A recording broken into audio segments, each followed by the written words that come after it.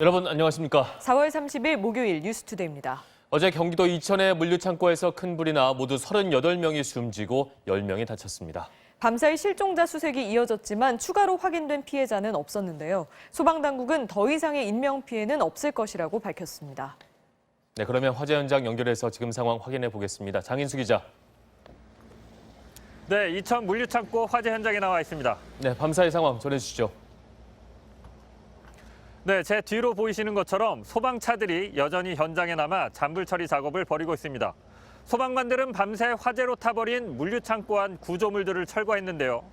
샌드위치 패널 특성상 겉에서 볼 때는 불이 꺼진 것처럼 보이지만 철판한 스티로폼에 불씨가 남아있는 경우가 종종 있기 때문에 이를 찾아내 진화하는 작업을 함께 벌였습니다. 또 실종자를 찾기 위한 수색 작업도 벌였습니다.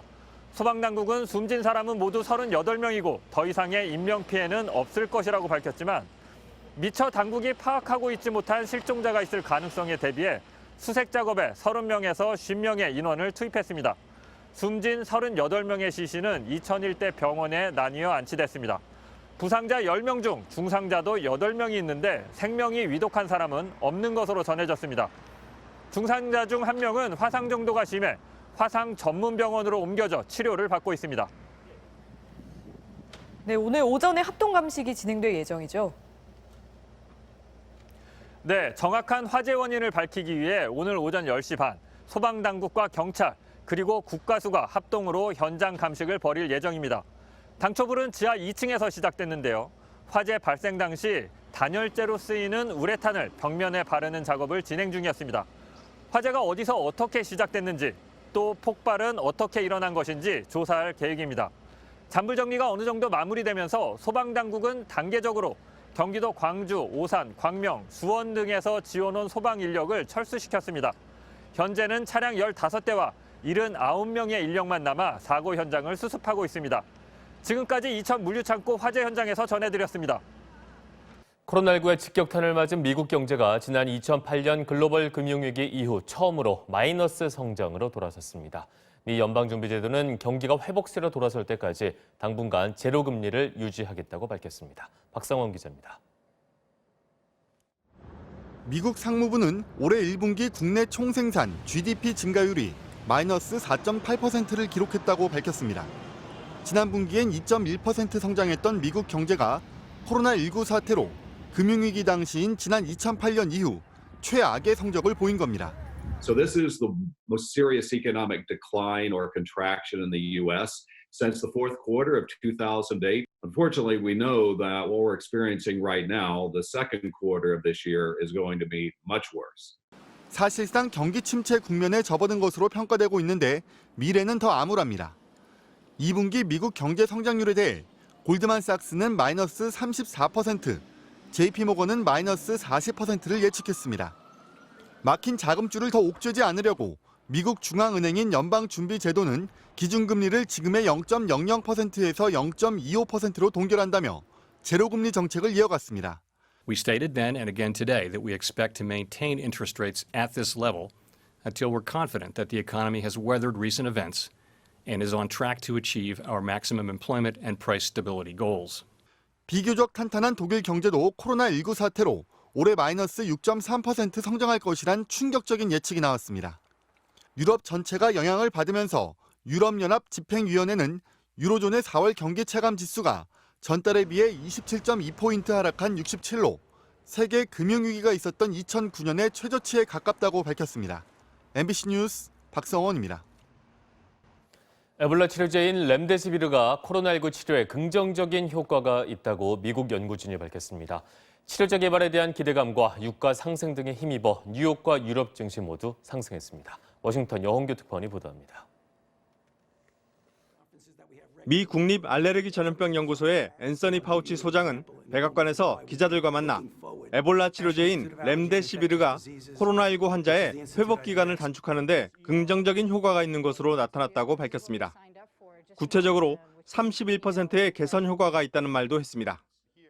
The data shows that remdesivir has a clear-cut, significant positive effect in diminishing the time to recovery.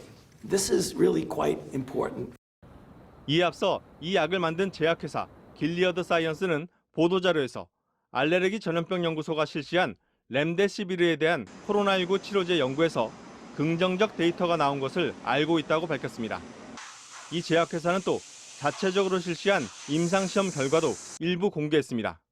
이에 따르면 397명의 코로나19 환자를 두 집단으로 나눠서 각각 5일과 10일간 렘데시비르를 투여한 결과 두 집단 모두 환자의 절반 이상이 2주 내에 퇴원했습니다. 미 식품의약국 FDA는 코로나19 치료를 위해 임상시험이 진행 중인 렘데시비르에 대한 긴급 사용 승인을 조만간 발표할 계획이라고 뉴욕타임스가 보도했습니다. 뉴욕 증시는 코로나19 치료제 개발에 대한 기대감과 유가 상승 등으로 다우지수는 2.2%, S&P 500 지수는 2.7% 올랐습니다.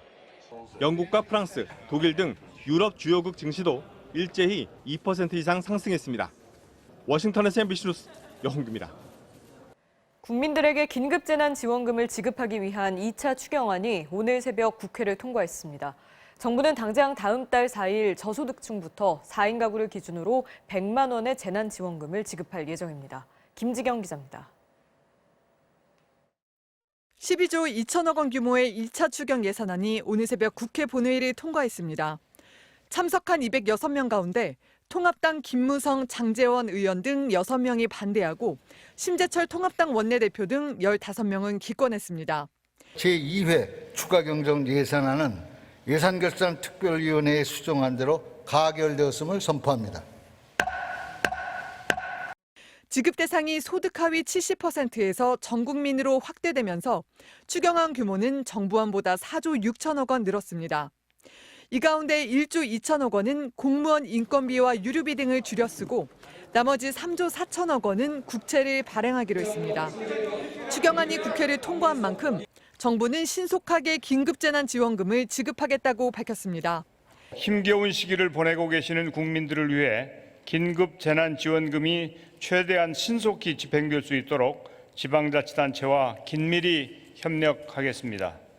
당장 다음 달 4일엔 저소득층부터 나머지는 13일부터 4인 가구를 기준으로 100만 원씩 지원금이 지급됩니다.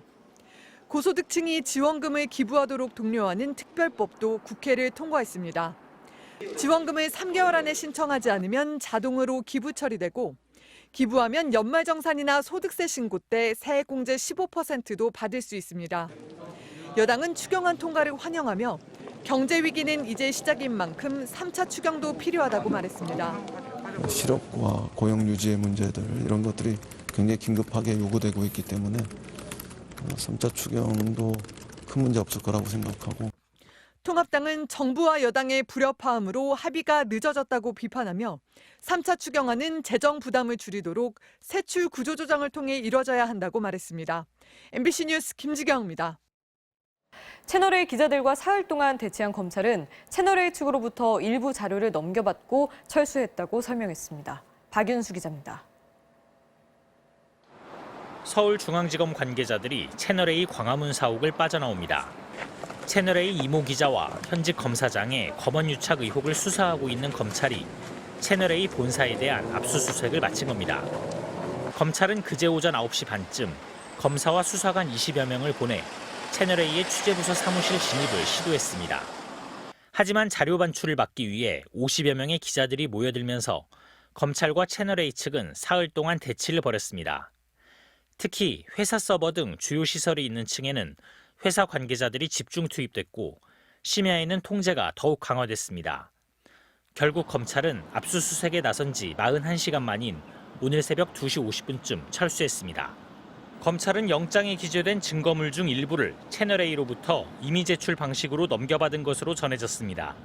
하지만 이모 기자와 현직 검사장의 통화 파일 등 핵심 증거를 확보했는지 여부는 확인해 줄 수 없다고 밝혔습니다. 한편 검찰은 검언유착 의혹을 최초 보도한 MBC에 대해서도 압수수색 영장을 청구했지만 법원이 기각한 것으로 전해졌습니다. 이를 두고 검찰이 영장 청구서를 일부러 부실하게 작성했다는 의혹이 제기되자 검찰은 사건의 진상을 철저하고 공정하게 규명하기 위해 최선을 다하고 있다며 법과 원칙에 따라 치우침 없이 엄정 수사할 것이라고 밝혔습니다. MBC 뉴스 박윤수입니다.